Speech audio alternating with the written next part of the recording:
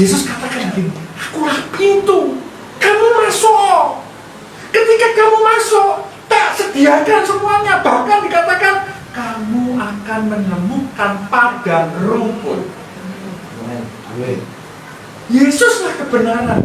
Ketika kita percaya kepada Yesus, terus percaya tapi jangan golek sesuatu, tidak perlu. Mungkin ada orang mengatakan bahwa lalu Yesus sugih, lalu Yesus kamu dibayari kabeh. Kok terus rame-rame ke gereja, perpuluhannya diukai, barang mulai itu apa-apa nesu, aku sih.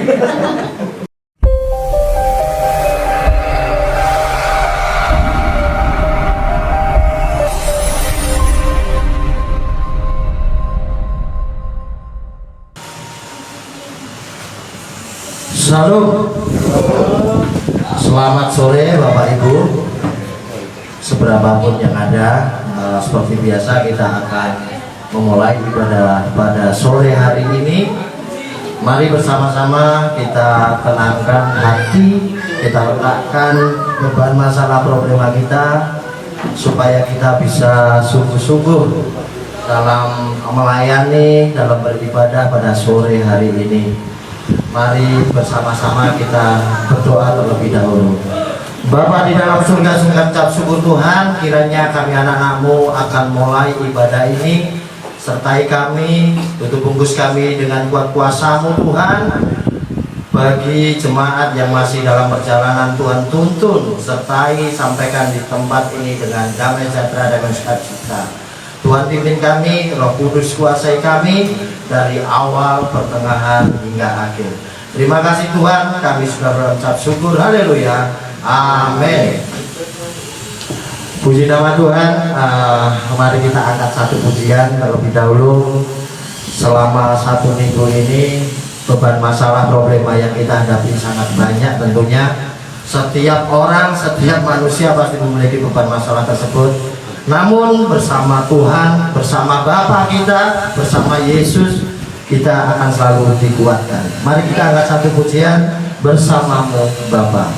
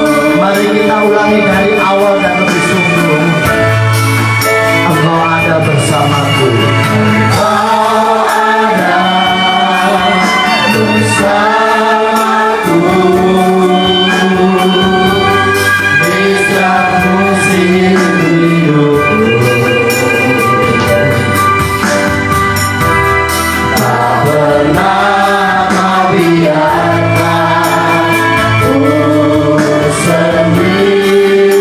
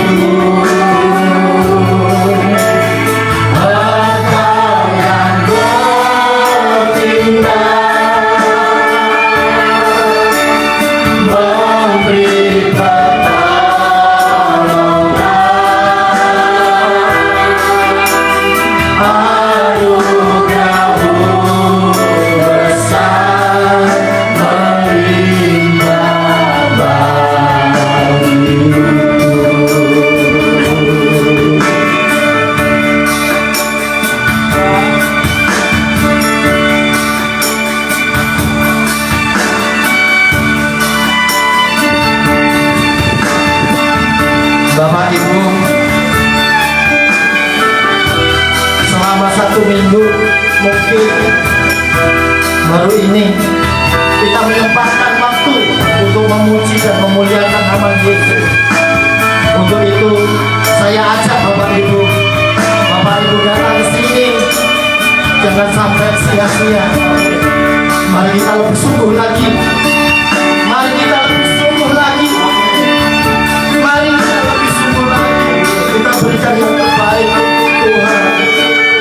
Oh,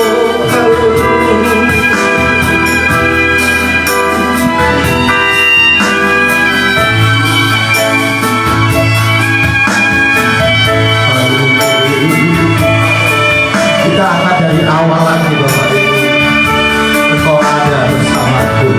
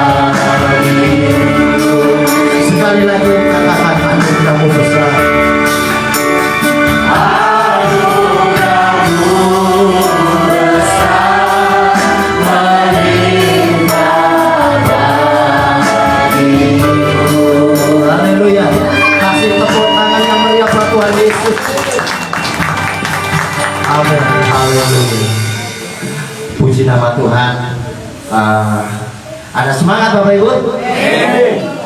Seberapapun yang ada, kita tetap harus semangat. Haleluya. Mari kita akan satu pujian. Ada satu sobatku.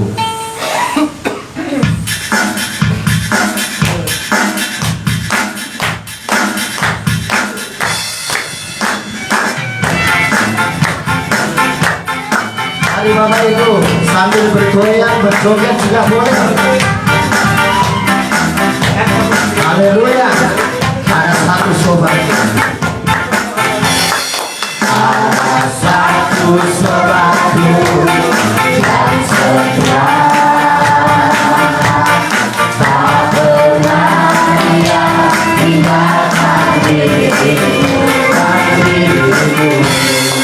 Waktu aku susah, waktu sendirian, dia selalu menemani diriku. Katakan namanya siapa? Namanya Yesus. Namanya Yesus. Nama Yesus yang menghibur hatiku.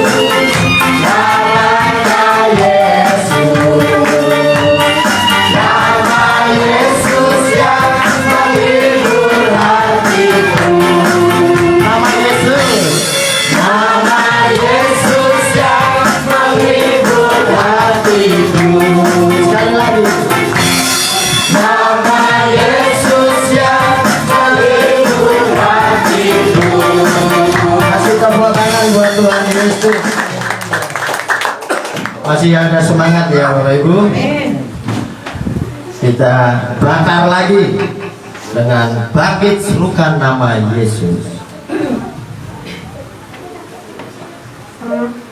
Anak-anak sekolah minggu persiapan ya.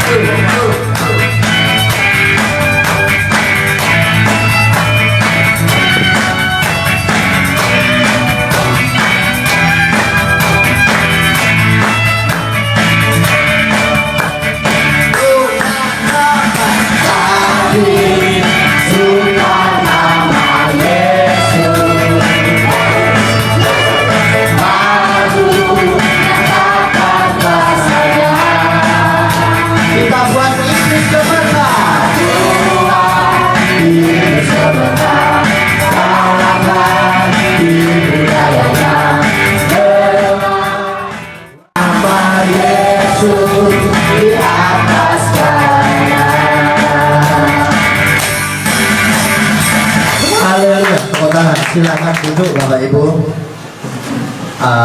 Saya kasih kesempatan Bapak Ibu yang mau bersaksi. Jika tidak ada yang mau solo, Adik Alicia ya.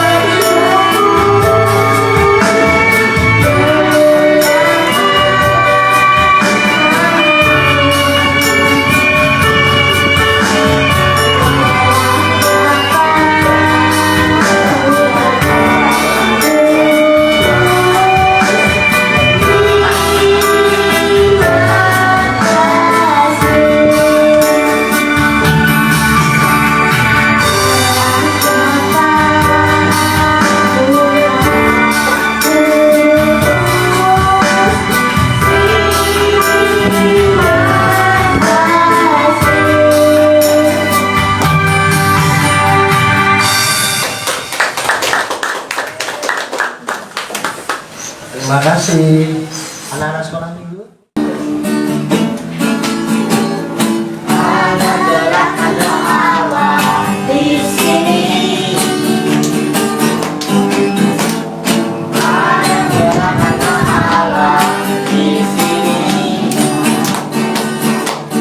Di timur, di barat, di utara, dan selatan. Ada gerakan doa di sini. Ada gerakan doa di sini. Ada gerakan doa di sini. Ada gerakan doa. Puji nama Tuhan, kasih tepuk tangan dulu yang meriah buat anak-anak kita semuanya. Haleluya, tetap semangat ya adik-adikku, anakku. Mari tiba saatnya kita akan masuk ke dalam firman. Kita angkat satu pujian, Tuhan selalu menolong. Jika kita mengingat bahwasannya Tuhan selalu turun campur tangan dalam segala hal, dan dalam pekerjaan kita, usaha kita, kehidupan kita, rumah tangga kita. Kalau Bapak Ibu mau menyadari bagi Tuhan itu semuanya diberikan yang terbaik untuk kita, untuk itu kita angkat lagi dari awal. Musim akan selalu berganti. Haleluya. Musim boleh berganti. Kasih Tuhan tetap abadi kepada kita. Haleluya. Takkan berubah sampai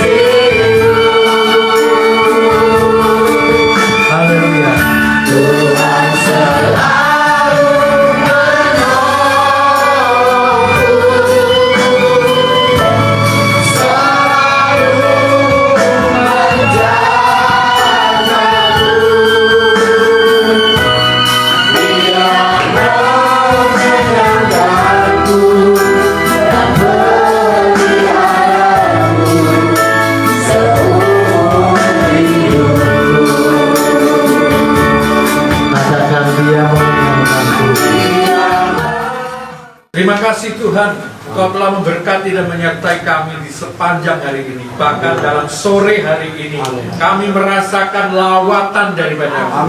Sehingga Roh Kudus tidak pernah meninggalkan orang-orang percaya, khususnya di tempat ini. Tuhan berkati, Tuhan berikan kepada kami penjagaan. Ketika kami boleh mendengarkan firman, biarlah firman itu boleh kami resapi dan boleh kami amalkan di dalam kehidupan kami, sehingga kami boleh menjadi hamba-hamba Tuhan yang setia. Di dalam nama Tuhan Yesus kami berdoa. Amin. Shalom. Salam kenal. Saya juga banyak yang kenal ini. Saya sebetulnya bukan pendeta, tapi saya pernah sekolah teologi dan pendeta dan suka menginjil. Mungkin Pak Budi, Pak Joko yang saya kenal udah 20 tahun, di mana kami juga selalu mengadakan di komsel ya, bahasanya di kami itu KPA. KPA itu kelompok belajar Alkitab, ya. Jadi ketika saya dihubungi Pak Adi, saya di sebelah barat dari rumah saya, sebelah barat di Kelurahan Baturan, ini dekat aja. Nah, perusahaan saya ada di sini di belakang Asia Marco. Saya juga kadang melayani di GT ini yang temannya Pak Bing ini, karena saya tiap hari Selasa, tapi ini pas off karena pandemi off ya. Baik, kita akan buka sama-sama di dalam Yohanes 10. Dikatakan di ayat yang ke-7, dikatakan begini, ayat 7 sampai 9 ya. Maka kata Yesus sekali lagi, Aku berkata kepadamu, sesungguhnya Akulah pintu ke domba-domba itu. Semua orang yang datang sebelum Aku adalah pencuri dan perampok, dan domba-domba itu tidak mendengarkan mereka. Akulah pintu. Barang siapa masuk melalui Aku, ia akan selamat, dan ia akan masuk dan keluar dan menemukan padang rumput. Siapa di sini? Yesuslah pintu. Ketika kita percaya kepada Yesus, sebetulnya apa yang kita cari? Keselamatan. Ada banyak orang mencari kekayaan. Ada banyak orang, aku tuh ke gereja supaya dagangan laris. Kalau seperti itu jangan ke gereja. Tempatnya Mbak Bejo saja. Ya. Karena ketika kita hidup benar, nggak usah terlalu pusing. Kecukupan dalam kebutuhan pasti disediakan. Nah, itu enaknya di dalam Tuhan. Jadi kalau kita mau tahu, setiap orang itu sangat membutuhkan apa? Keberuntungan.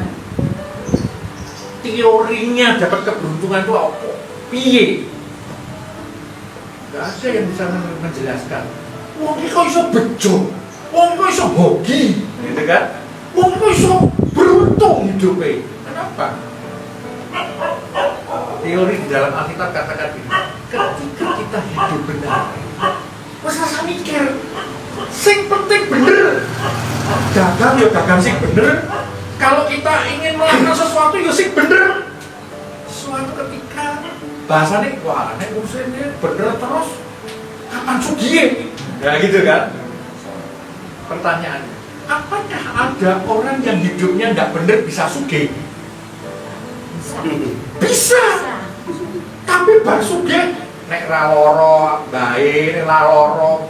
Jadi ketika dia mendapatkan kekayaan itu nggak bisa dinikmati, buat apa? Ingat itu. Setiap kali wah betul duitnya kupah loh. Neng lagi dicekel delok wes mencolot, lo baru rumah sakit lah, dijaluk kono lah, diutang kono lah, balik lah, terus begitu. Ingat, kita tidak akan bisa menikmati. Ya, Yesus katakan begini, Akulah pintu. Kamu masuk. Ketika kamu masuk, tak sediakan semuanya. Bahkan dikatakan kamu akan menemukan padang rumput. Yesuslah kebenaran. Ketika kita percaya kepada Yesus, terus percaya tapi jangan golek sesuatu, tidak perlu. Mungkin ada orang mengatakan bahwa melu Yesus sugih, melu Yesus tanggung dibayari kabeh. Kok terus rame-rame ke gereja. Perpuluhannya dukai, barang melentok apa-apa nesu, ngapusi. Ya kenapa? Karena mereka salah dalam pemikiran. Tuhan Yesus tidak pernah menjanjikan kekayaan. Tetapi apakah ada orang yang kaya di dalam Yesus? Banyak. Ketika kita mendapatkan kedamaian, hati ini ayem, tentrem, itu kekayaan yang sesungguhnya. Tuhan tanpa kamu punya, misalnya ini ya, kekayaan luar biasa, berlimpah ruah kekayaan nih. Laki-laki biasanya. Otomatis yang perempuan senang. Wah, gitu-gitu terus. Buat apa? Ya kan? Makanya yang paling terutama di sini adalah ketika kita percaya, sudah polos, tulus, ikhlas, percaya kok. Sudah. Ketika kita melakukan sesuatu di dalam kehidupan kita, sing penting bener sih. Gak usah terlalu banyak kakek teori. Oh, nek kepengen sugih kudu meneh, kok kudu laporan ning keuangan meneh. Wah, sing penting bener sih.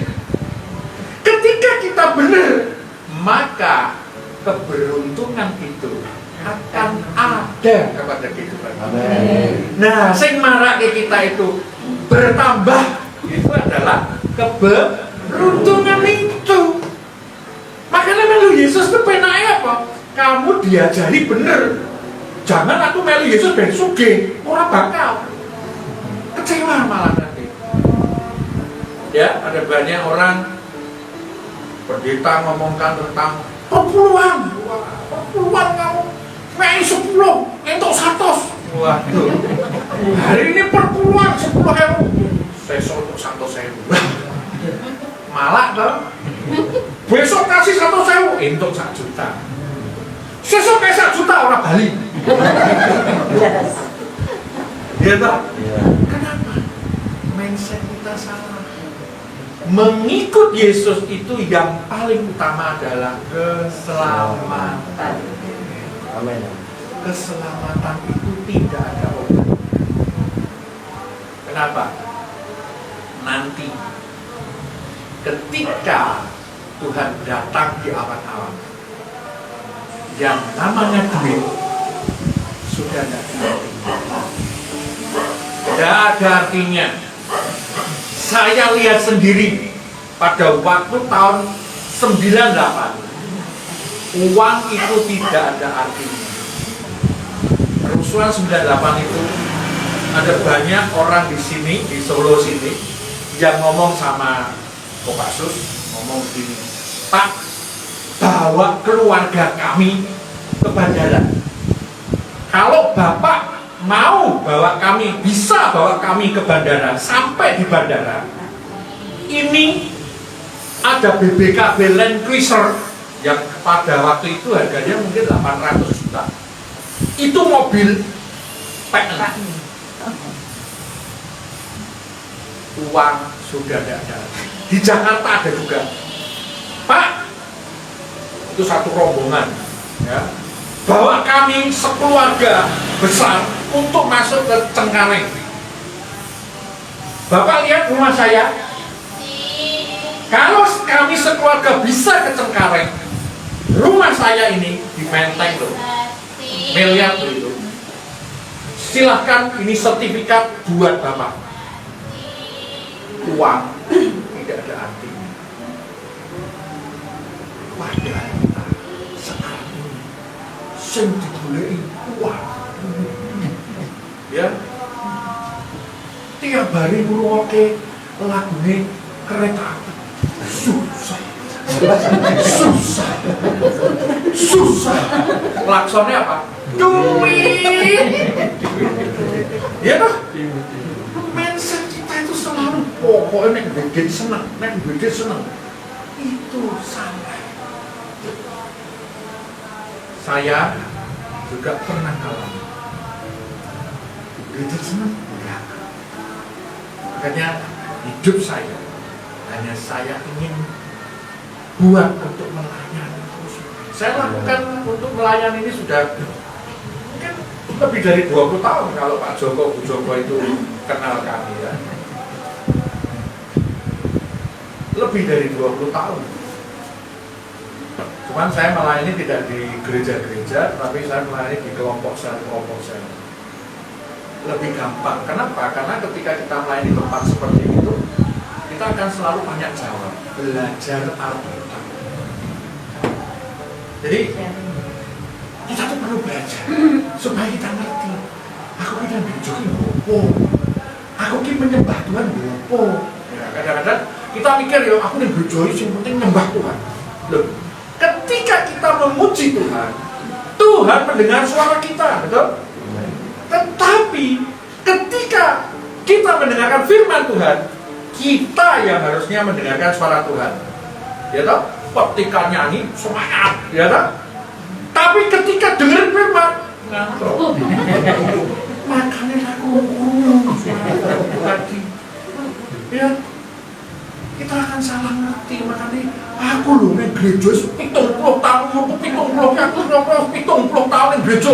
Oh kowe cah nom-nom ngajari aku. Aku ning gereja 70 tahun sini mau turun. Piye carane? Ya, kalah karo anak-anak sing sekolah minggu. Ya.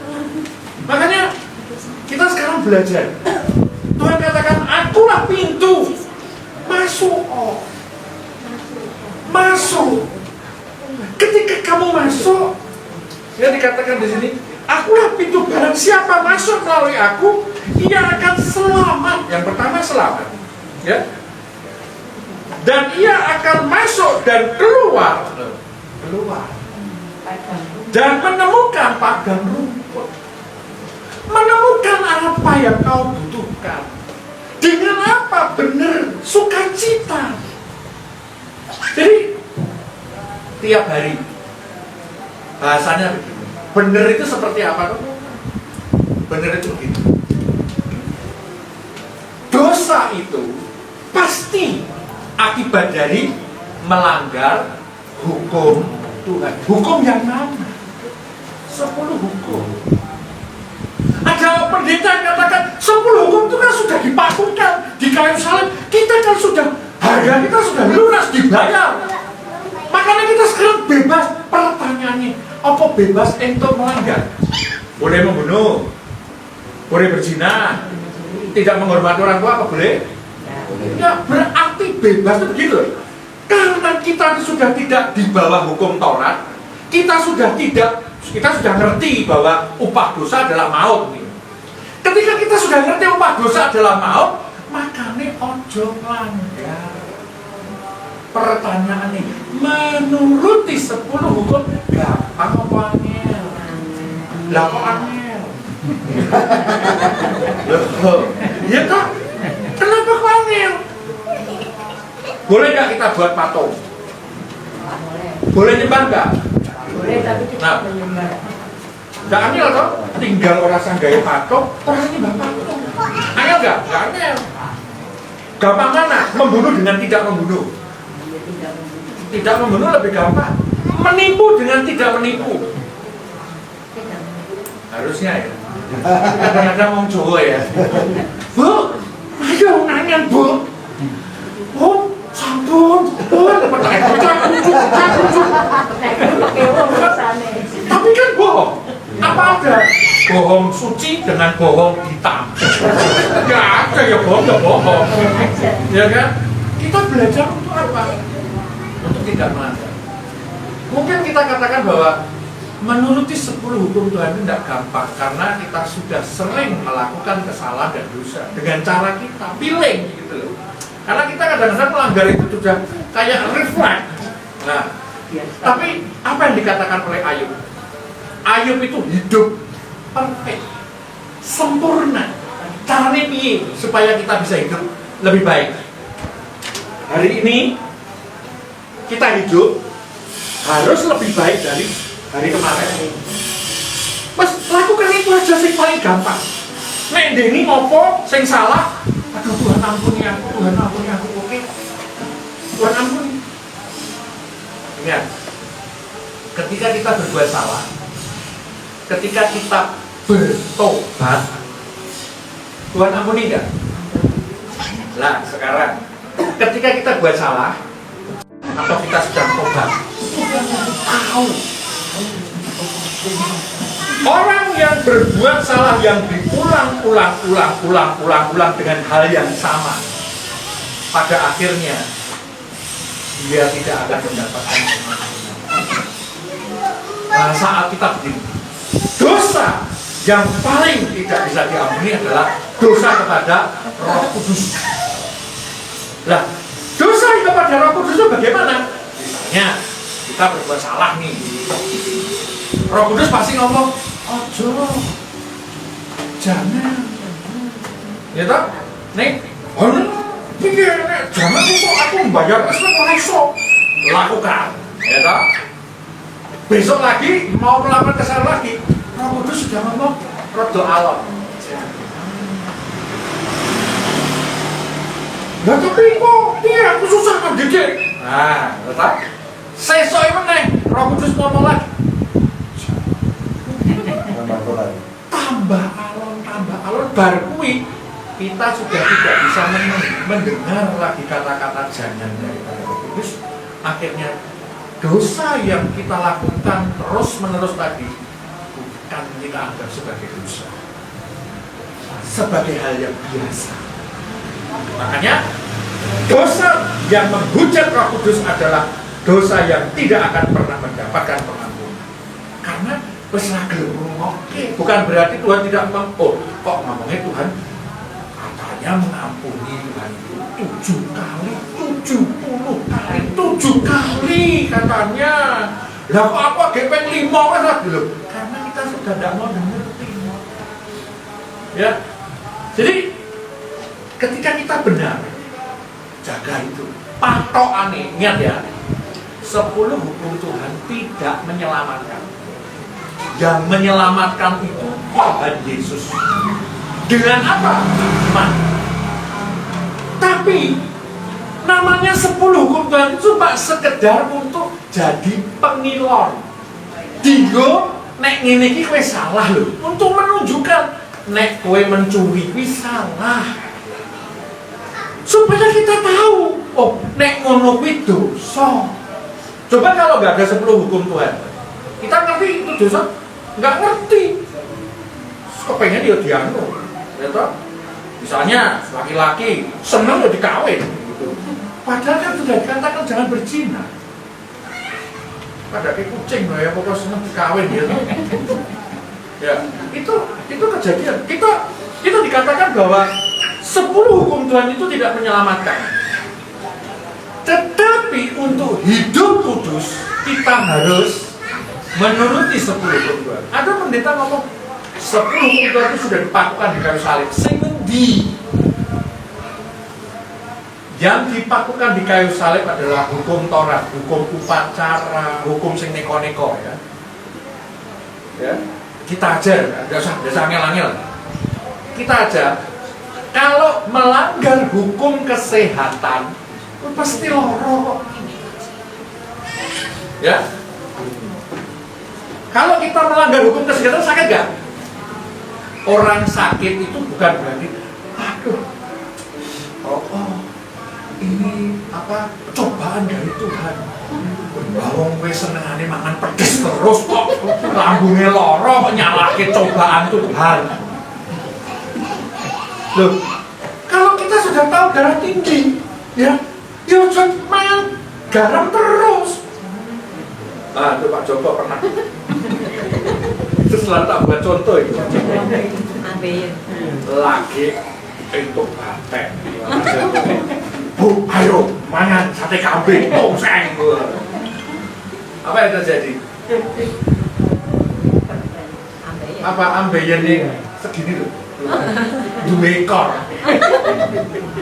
Aduh gitu kata gue. Kebetulan ada pendeta kita, Advent ini dia bisa lebih sama dikasih cukup jus kates mentah yang segini tadi hilang. Ketika Pak Joko melanggar hukum kesehatan dia sakit, tetapi ketika dia bertobat tidak melanggar lagi, sembuh. Gampang Pak. Nggak usah golek sing aneh-aneh. Aku ngomongin. Aku tak boleh pendeta, sapa insiniotiku, tumpang tangan, gue sembuh. Neng gue sesok ketika kamu melanggar lagi hukum kesehatan, ya lorong meneh. Ada itu waktu itu ada satu kesembuhan di Jakarta, ada seorang ibu yang tadinya dia stroke, pipinya tak perak, ditumpang tangan pendeta Niko, sembuh. Tahun depan ada KKR kesembuhan lagi, ilate melek.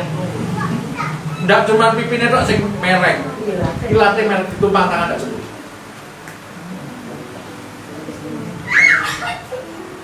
Pelanggaran hukum kesehatan itu saja membuat kita sakit. Makanya, apalagi kalau kita melanggar hukum sosial, hukum 10 hukum. Kenapa kita hidup kita susah? Ya kan pasti kita ada pelanggaran di dalam 10 hukum itu. Cek sendiri. Saya nggak bisa tahu Anda melanggar ini ya. Kan saya nggak bisa tahu, tapi Bapak Ibu sendiri tahu. Uripku saya kira susah ya. Kenapa? Jangan ngomong begini. Aku saya susah karena pencobaan dari Tuhan. Loh, Alkitab katakan bahwa Tuhan dicobai dan Tuhan tidak pernah mencobai. Yang mencobai siapa? Nah ini salah setan. Salahmu dewi. Bahasa kita karena keinginanmu, maka kamu mendapatkan pencobaan itu. Keinginan kita. Ojo nyalahin setan. Setan itu ganggu aku. Setan ini ngomong, "Lho apa sing salah? Aku salahke." Tiburnya salah terus. Ya. Kita harus paham. Jadi ketika Tuhan Yesus katakan, akulah pintu, masuk. Ketika kita masuk, artinya apa? Hidupmu juga harus nurut. Banyak orang katakan, aku percaya Yesus, tapi kok hidupnya kacau ya? Karena hidupnya tidak seperti yang Tuhan Yesus mau. Kacau. Memang mulut ini mengatakan, aku percaya Yesus, kalau nyanyi, haleluya, oh Yesus, nanti waktu ini berapa? Jadi percaya kok orang? Gitu loh. Ya, artinya ketika kita percaya, pasti kita berserah. Betul? Ketika kita percaya, ketika berserah, pasti kita nurut.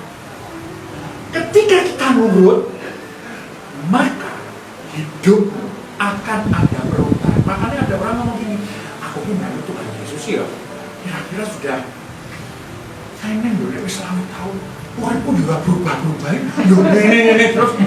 Kalau kamu mau berubah ya kamu harus berubah hidupmu. Pertanyaannya, kalau kita mau pergi ke, jadi kalau lewat jembatan kan boleh lari ya saya. Kita kalau mau pergi ke sana, kita pasti akan ketemu jenenge tuku botol terus kan? Ya. Lah, aku pengennya aku yang Boyolali ora ketemu tuku botol piye carane? Ya mumpung mulai lewat danau dan ora ketemu tuku botol. Loh, begitu. Ketika kita ingin berubah dalam hidup, ya rubah hidupmu itu, caramu itu loh yang salah. Rubah, saya sing bener. Jadi ketika kita tidak pernah mau berubah dalam hidup kita, apa melu Tuhan Yesus 70 tahun ya berubah-berubah. Loh, jangan ngomong gini loh. Loh kan Tuhan Yesus tumpang tangan berubah enak baik. Nggak ada kayak gitu. Dan kalau kita mau berubah dalam hidup kita, ya hidupmu harus kamu rubah. Yang tadinya salah jadi benar. Yang tadinya salah jadi benar itu enak. Nah itu loh. Hidup benar enak apa enggak? Angel. Kalau sekarang disini tanya, lebih gampang masuk surga atau masuk neraka? Sana. Ini loh jawabannya yang salah. Padahal untuk masuk ke surga, Yesus sudah menyiapkan dirinya mati di kayu salib. Semua manusia mau percaya mau tidak, mau apapun dia, mau sudah lahir ataupun belum lahir, semua orang itu benar-benar sudah mendapatkan penebusan. Masalahnya orang itu percaya atau tidak. Kalau dia percaya ya manut toh. Nek kowe percaya orang manut jenenge orang percaya. Apa ono wong percaya ngeyel? Nah, kita itu kadang-kadang ngeyel tuh. Ya. Menyembah Tuhan. Karepe dhewe. Betul? Coba kita pikir. Aku mau berubah sekarang. Pertanyaannya gini. Apakah kita rindu untuk bergumul dengan Roh Kudus? Rindu enggak? Rindu. Oke. Apakah kita tiap hari baca Alkitab? Bisa itu. Bisa. Bisa. Terus? Bolong-bolong. Kowe bergumulnya karo sapa? Iya kan? Loh, kita kalau mau katakan saya dulu punya komunitas yang gak bagus nih, sehingga hidup saya jatuh.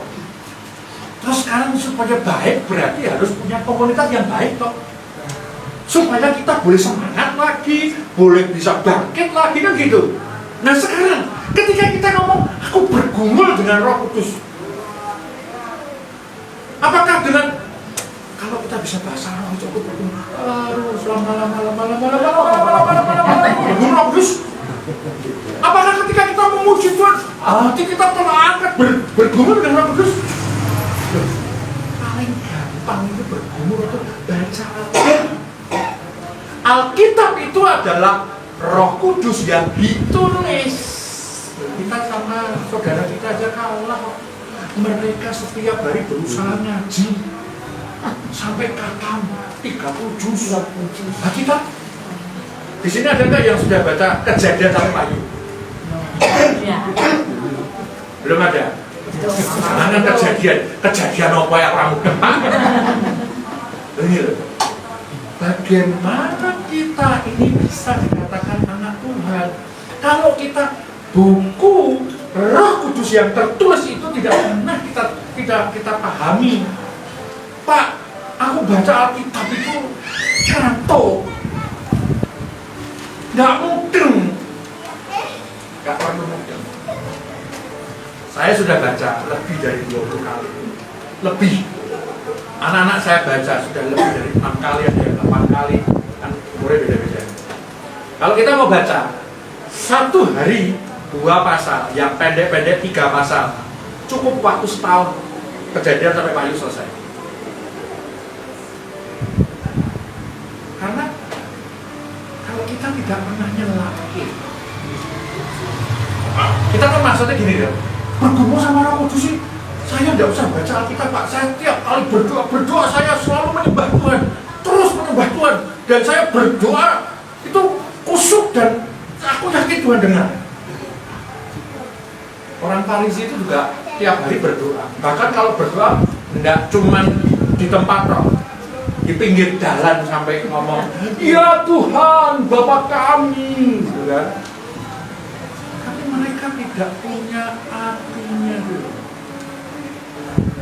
Kita itu baca Alkitab itu harus orang mau batin, harus baca orang dengar apa.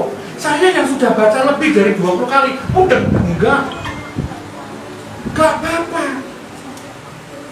Tapi ketika kita sering membaca, berarti kita sudah akan mengerti karakter Tuhan begini. Jadi kita tidak gampang dibodohi.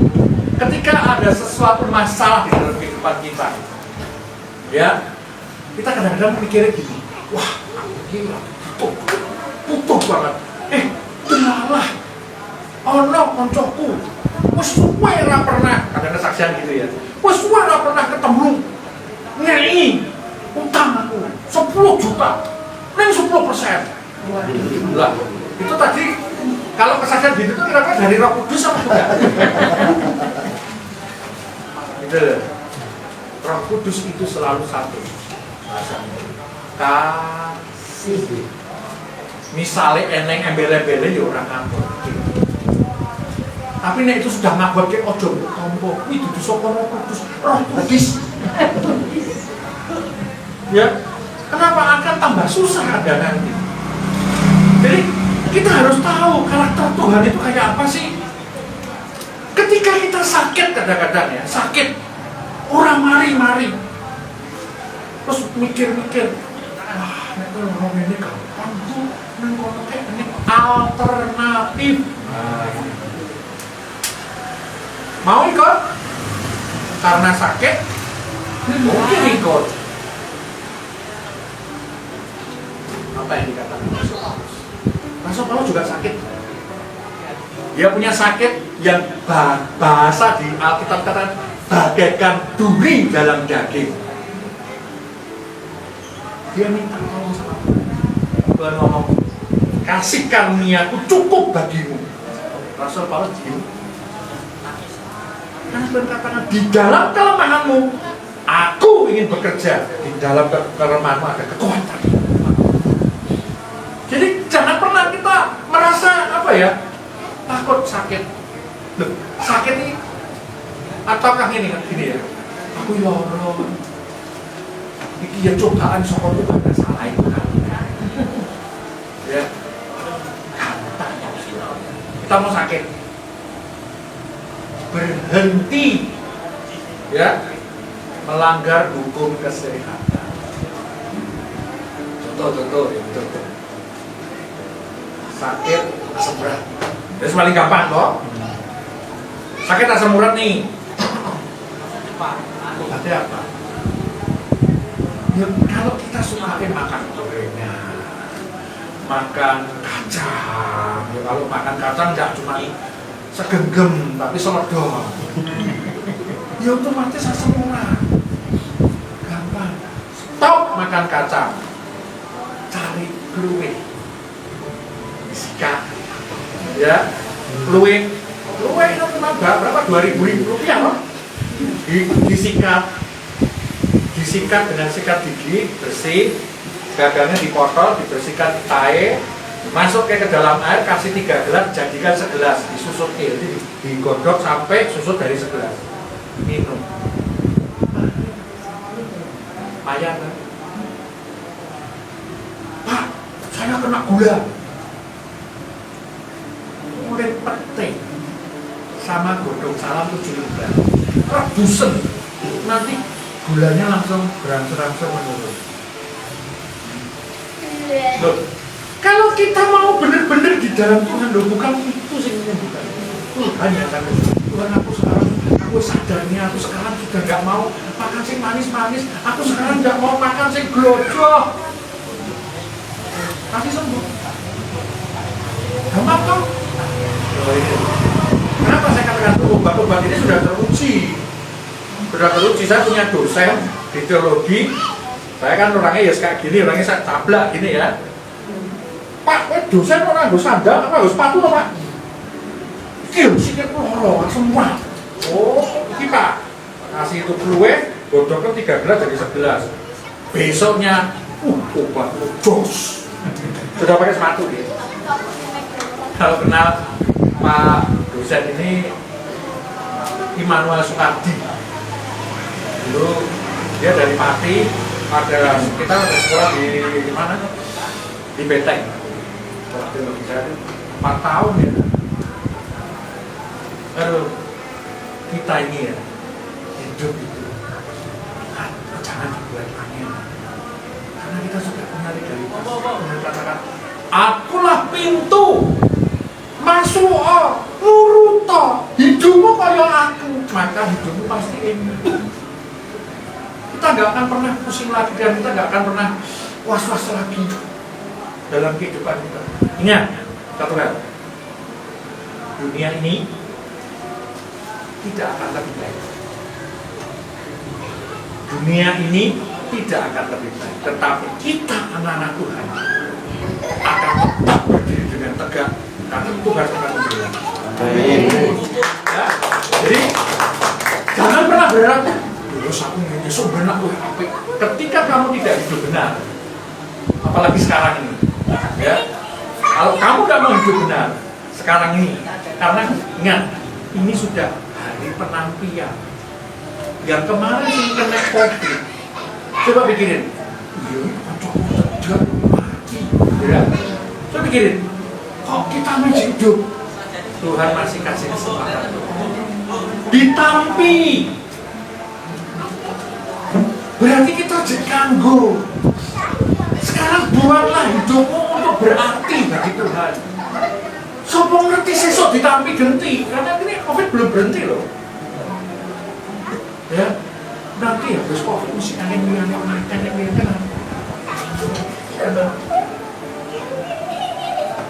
Karena dunia ini sudah pada titik akhirnya.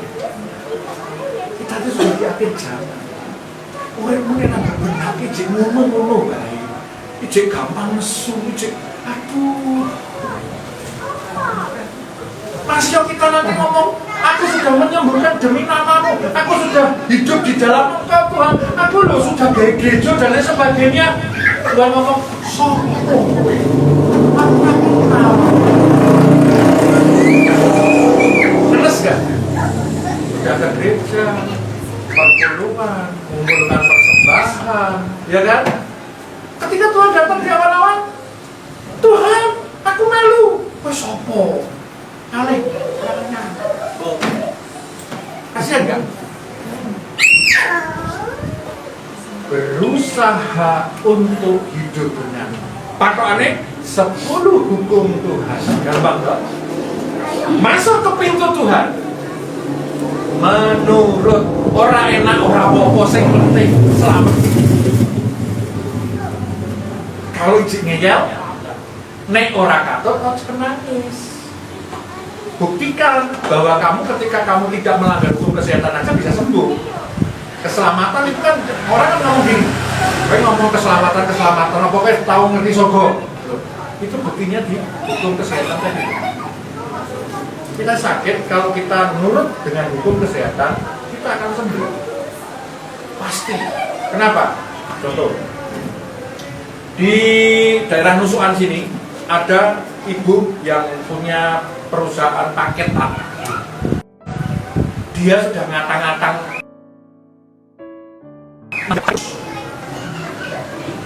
Nah, di tempat kita itu ada namanya klub sehat, ya. Nanti ibu-ibu kalau mau tanya-tanya, ada juga di Pajarinda itu ada namanya klub sehat. Di Pajarinda di depan, di ruko-ruko depan itu. Dirawat di sana 6 bulan. Sing kudune mati. Kenapa? Karena saudara-saudaranya wah ini mati. Yes. Itu berarti ini pabriknya gudangnya kalau mobil-mobilnya gue bawa dhewe. Enggak jadi mati sing kerja meneh bisa. Wah, restoran. Ketika dirawat dia mau hidup sehat. Hidup meninggalkan yang namanya daging. Hidup meninggalkan yang namanya sing ya enggak bener. Sembuh, lupus, sudah matang-matang, sudah dokter ngomong nanti ada lagi satu seorang ibu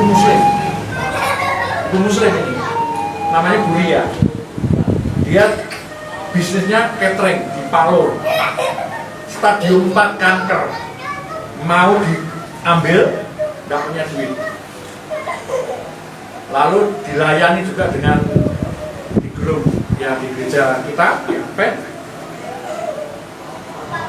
Dia disuruh ngikuti, cuman obatnya gampang. Tapi ya tidak semua cocok ya. Maksudnya ini yang dia lakukan. Pagi minum air putih. Terus dia minum jeruk bali di blender sama seponi. Kan jeruk bali ada putih-putih itu. Nah itu sing hijau tok. Nah nanti dibelah, bijinya dicungkel, dikeluarin, di blender. Rasanya getar-getar pahit.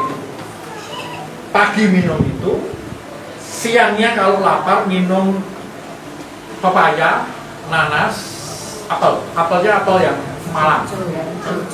Itu. Nanti siang boleh makan, tapi tidak boleh ada minyak sama sekali. Rebus.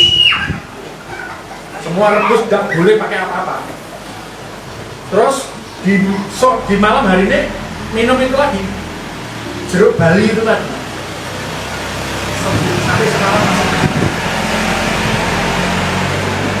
dia memaintainnya dengan cara apa? Vegetarian. Kerja cateringnya masih. Dari itu Bu, keselamatan itu juga ya begitu. Saya nggak mungkin tuh aku milih surga saya beneran yang selamat, nggak mungkin. Tapi itu loh bukti. Ya, dan itu banyak sekali yang bisa disembuhkan hanya karena stop melanggar hukum kesehatan. Makanya boleh selamat. Itu namanya selamat sudah. Jadi kita belajar untuk apa? Percaya, masuk ke pintu, nurut, angel, minta kekuatan sama Tuhan. Tuhan berikan aku kekuatan untuk aku bisa memenuhi apa yang kau kendaki. Jangan ngomong, Tuhan aku kuat yang tak langgar ya. Udah ada itu. Mau tidak mau, suka tidak suka, bisa tidak bisa, harus nurut. Ya ada mati. Jangan punya coro dewi. Wah, aku hidup di dalam Tuhan, aku di coro dewi. Nah, gue ngono aku ini. Apa ya? Ya enggak bisa. Itu enggak bisa ditawar. Penurutan terhadap 10 hukum itu enggak bisa ditawar. Mau tidak mau, suka tidak suka, harus nurut. Nek ora iso minta kekuatan sama Tuhan. Maka kita akan diberikan kekuatan untuk boleh menjalani dengan hati yang benar-benar sukacita. Tuhan berdoa, ya.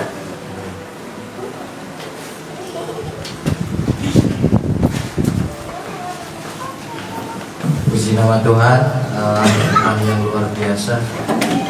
Terima kasih Pak Pendeta Jun atas firman-Nya, dan tadi banyak tips kesehatan herbal ya Pak ya.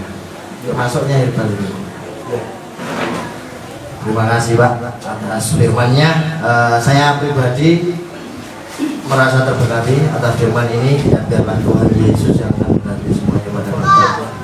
Semoga Bapak Ibu semuanya juga pulang nanti juga akan mengingat akan firman ini, di mana kita kembali bahwasanya nanti sampai rumah kita buka lagi apa isi 10 firman Tuhan itu, 10 hukum Tuhan itu apa. Kemudian ya seperti yang difirmankan tadi yang sudah disampaikan itu ya Bapak Ibu. Kiranya Tuhan Yesus memberkati. Tiba saatnya kita berikan persembahan.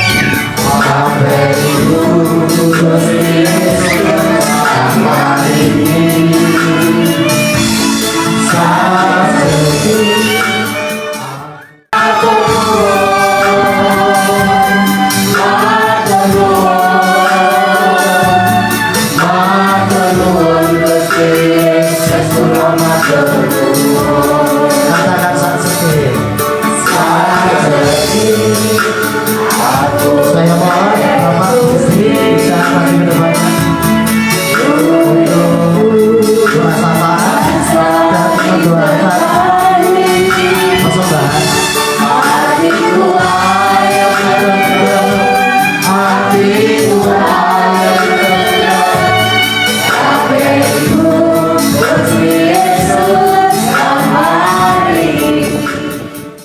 Bapa kami yang bertahta dalam kerajaan surga, terima kasih Bapa untuk berkat yang sudah kami terima pada sore hari ini Tuhan.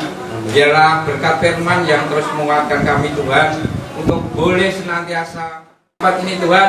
Biarlah kami tetap setia, biarlah kami tetap seturut dengan kehendak Engkau Tuhan, sehingga kami boleh menerima akan keselamatan untuk selama-lamanya Tuhan. Terima kasih Bapak, dan kami mengucap syukur dan ampuni segala dosa dan kesalahan kami Tuhan. Hanya di dalam nama Yesus kami sudah berdoa. Haleluya. Amin. Mari kita berdoa. Mari berdiri. Bapa di dalam surga, terima kasih Tuhan sudah memberkati dan menyertai kami di dalam ibadah kami. Tuhan, yang terpenting bukan kami hanya mendengar, tetapi ajari kami Tuhan untuk melakukan di dalam hidup kami. Kami rindu melakukan perbuatan-perbuatan sesuai dengan kehendak dan tidak hanya sekedar untuk kami masing-masing, tetapi kami rindu untuk boleh menginjil bagi Tuhan. Tuhan tolong kami untuk dapat menarik jiwa-jiwa agar supaya mereka boleh mendapatkan keselamatan yang sama. Berkati jemaat di tempat ini juga